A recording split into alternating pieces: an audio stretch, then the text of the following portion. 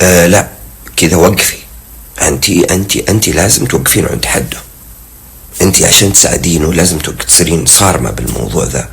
تجلسي معه تقول يا فلان، انت رجل تبينا نتجاوز ولا الله يستر عليك والله يستر علي؟ سالفة انه كل شوي تفتح الموضوع، لا انا ما ارضى. خلاص انا غلط، ان الله غفور رحيم. تبي تسامحني سامحني، ما تبغى مع السلامة. ولا قاعد بالشكل ذا. لا تقولين انا نبي واحبه وانا غلط، ولا حتى ولو عشانه هو. لازم تصيرين صارمة، لازم تصيرين شديدة بالموضوع ذا. فانت اللي تسوين تقولي له اسمعني، اذا فتح لي يوم اسمعني، انت رجال تبي تفتح الموضوع مرة ثانية، الله يستر عليك والله يستر علي.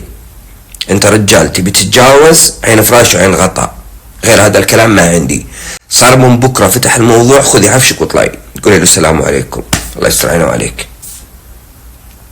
سالفة انه كل شوي مو بمعنى اذا غلطت انا وكشفني الطرف الثاني او انه معناه بيذلني ولا يبدا يقلل من قيمتي ولا يهيني ولا يبدا يعني يذكرني فيه ويوبخني وكل شوي. خلاص انت غلطت وعطيتني فرصة ولا ما هو مع السلامة.